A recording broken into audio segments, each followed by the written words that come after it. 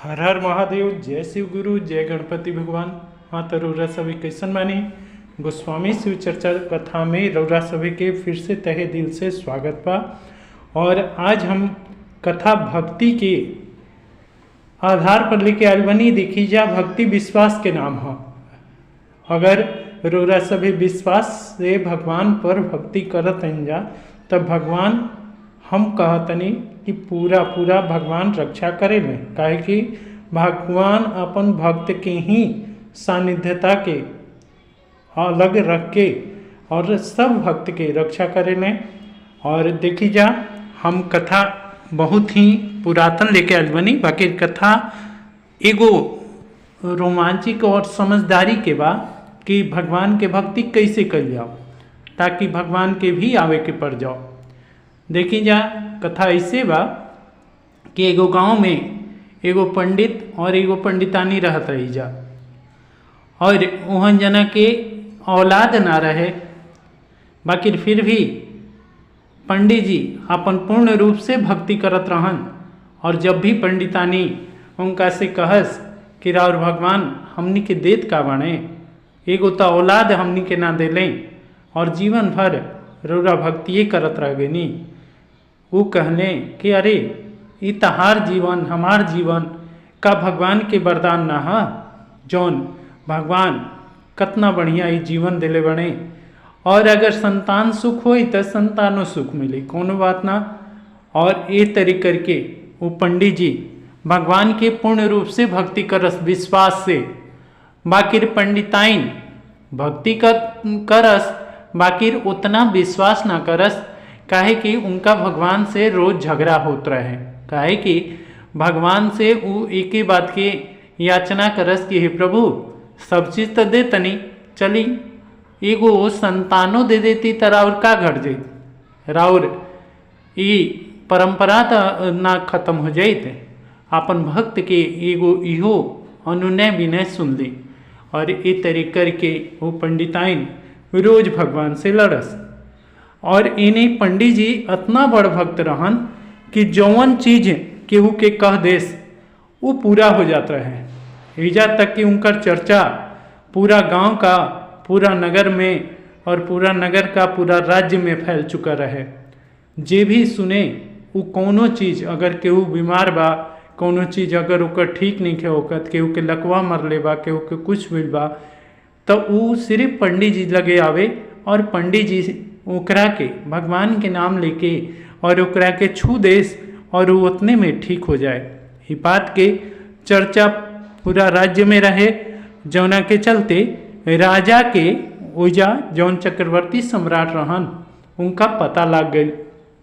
और वो अपन मंत्री से पूछले कि ये पंडित जी के का ऐसन कौन भक्ति बा और कौन उनकर चमत्कार बा कि जौना के चलते वो सुना तनी कि केहू के छू दे तने, केहू के कुछ कह दे तने तो वो पूरा हो जाता। तब मंत्री जी कहने कि वो भगवान के परम भक्त हमें, भगवान शिव उनका पर कृपा रखे नहीं। और शिव के कृपा जिकरा ऊपर होला वो कभी भी कोनो चीज़ कह दी भगवान ओकर जरूर पूरा करे ने।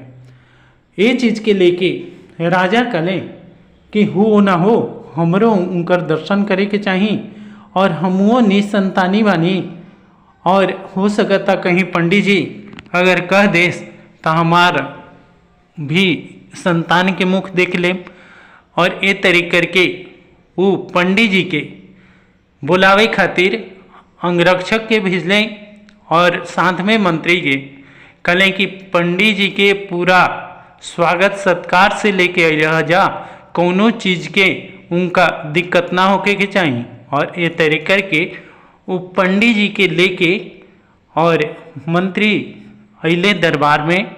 जब दरबार में अइले तब महाराज उठ के खड़ा हो गए, पंडित जी के दंडवत प्रणाम कैलें, कहने कि हे भगवान की परम भक्त रौरा धन्य बानी, हमरा और बहुत चर्चा सुन ले बानी, और चमत्कार पूरा हमरा राज्य में फैलल बा। कौनो किस्म की बीमारी, कौनो किस्म के रौरा बात कह दे तनी, हम सुना तनी कि वो पूरा हो जाता। तो हे पंडित जी रौरा हमरो के एगो चमत्कार कर दी। वो कहले कि महाराज हम कोनो चमत्कार ना करी, जौन चमत्कार करेले हमार शिव गुरु करेले, काहे कि हम उनका के गुरु बना धारण कैले बानी। हम उनकर रोज चर्चा करीना, रोज लोगन में उनकर चर्चा करके भजन कीर्तन सबके कहिना कि भगवान के समर्पित हो जा और भगवान सब कष्ट अपने दूर कर दी हैं। जे केहू भी भगवान के समर्पित हो गई तब ओकर कष्ट अवश्य दूर हो जाला।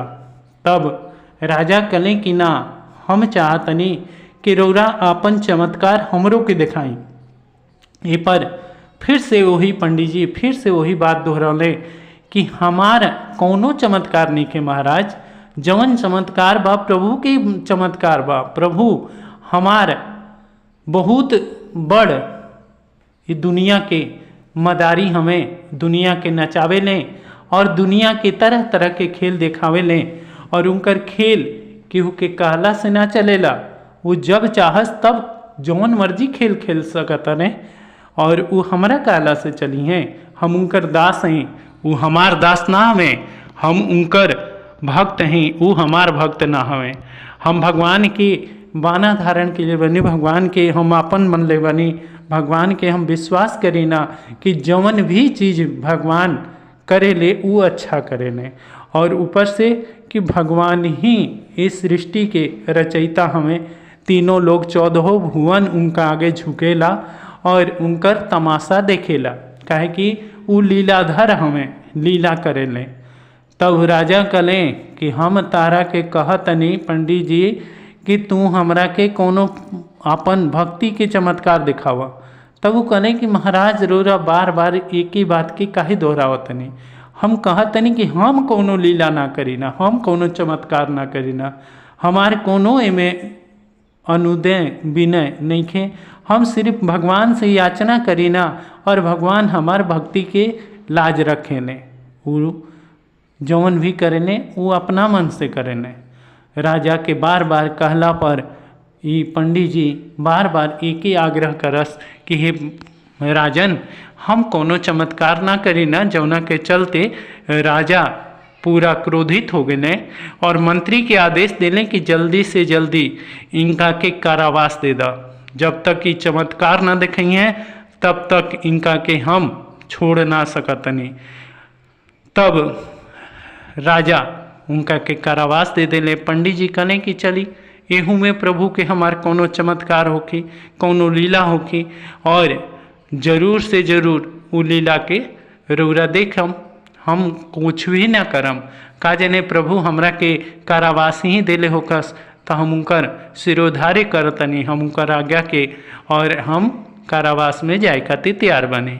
और ये तेरे पंडित जी के बेड़ी लाग गई, सब चीज़ लाग गई, उनका के ले जाके कारावास में डाल दिया, जेल में डाल दिया। जेल में बेचारू भगवान के वही तरह भक्ति करत रह गए, मुस्कुरात रह गए, भगवान के वही तरह धन्यवाद करस कि हे प्रभु राउर कृपा हमरा पर बना रहो। और रौरा कुछ ना कहनी है, काहे कि हो सकता कि हमार कोनो कर्म कमाई है जौना के चलते हम दुख भोगतनी। हे प्रभु रौरा से हमार कोनो किस्म के रौरा से हमार शिकायत नहीं खे। ये तरह करके जब ये बात पंडिताइन के पता लागल तब पंडिताइन पूरा क्रोधित हो गई भगवान पर।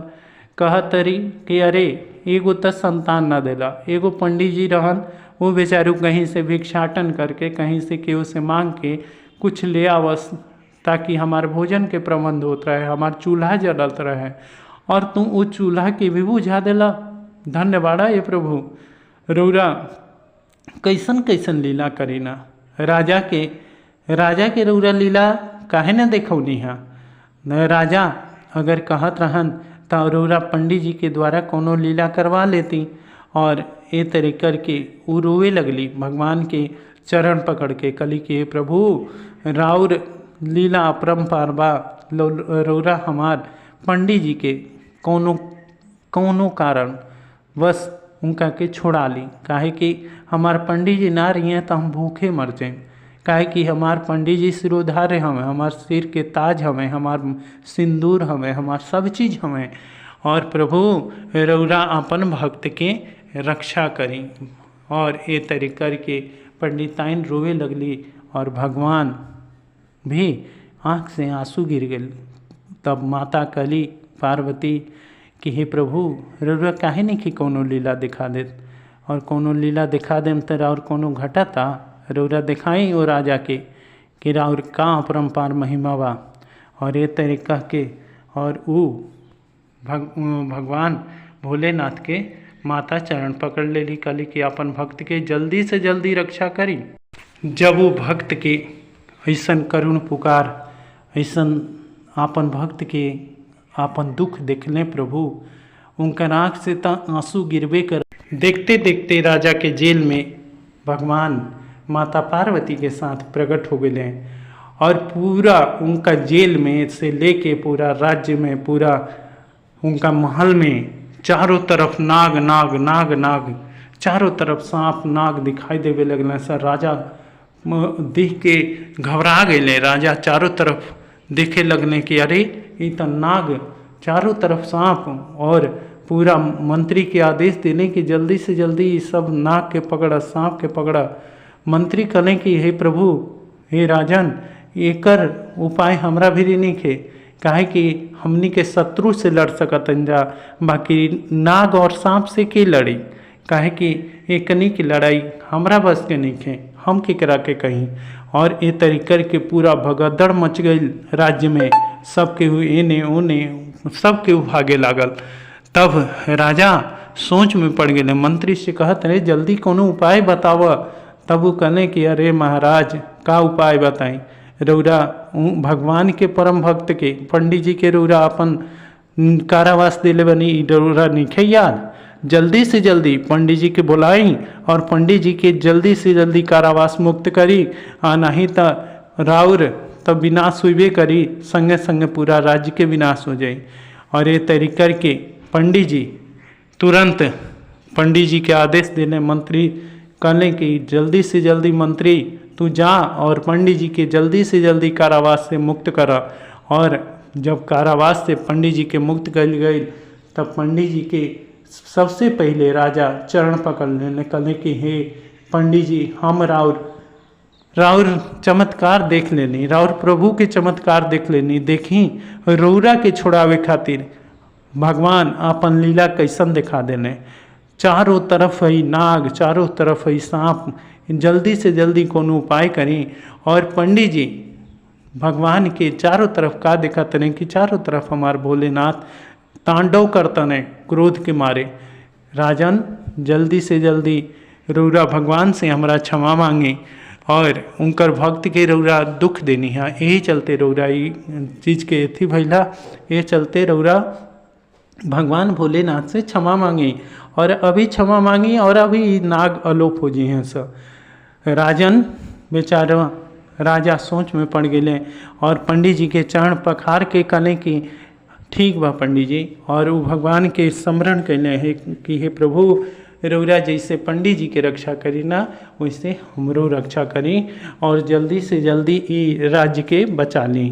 और ये तरीकर के वो पंडित जी के, और पंडित जी भी हाथ जोड़ के विनय कैले हैं कि हे प्रभु जल्दी से जल्दी रौरा अपन ये क्रोध के शांत करें। ये तरीकर के जब राजा फिर से देख लें, आँख खोल लें, तो आँख बंद से आँख जब खोल लें तो का देखते हैं कि कहीं कुछ नहीं खे, क्यों नो सांप तो सांप कुछ नहीं खे।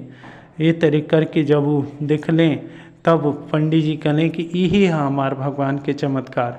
वो आपन अपमान तो जरूर देख सकते हैं, बाकी अपन भक्त के अपमान ना देख सकते हैं। ये तरीकर के पंडित जी कहले कि हे राजन रौरा बताई कि रौरा काहे खातिर हमरा के पकड़ के लेनी है, रौरा कौन चीज़ के चमत्कार चाहिए, कौन चीज़ चमत्कार रौरा देखल चाहतनी। तब वो कहले कि हे महाराज हम कोनो चमत्कार ना, हम ये चाहत रहे कि हमारे कोनो संतान नहीं खे, और हम चाहतनी कि रौरा हमरा के संतान के अगर एथी वरदान दे देती तो हम जरूर से जरूर हमारो कोनो संतान हो जाए, ये राज्य के वारिस हो जाए, काहे कि हमार रानी रोज रोअत रही। ये तरीकर के जब ये बात के पंडित जी सुन ले, तब पंडित जी भगवान से कहले कि हे प्रभु रौरा ये राजा के कम से कम पुकार तो सुन लेती और ये राजा के एगो संतान दे दी। अभी ई वाक्य निकलबे कैले कि भगवान पंडित जी के सामने और राजा के सामने साक्षात प्रकट हो गए, साक्षात प्रकट हो गए और लोग कहले कि ही राजन, हम अपन अपमान सह सकतनी, बाकी अपन भक्त के अपमान ना सह सकतनी। हम चाहे एकरा खातिर पूरा सृष्टि के प्रलय के अग्नि में डाले के पड़ो, बाकी हम अपन भक्त के रक्षा हरदम करीना। और हम तारा के वरदान देतनी कि तहरो संतान होकी और ई पंडित जी के भी संतान होकी।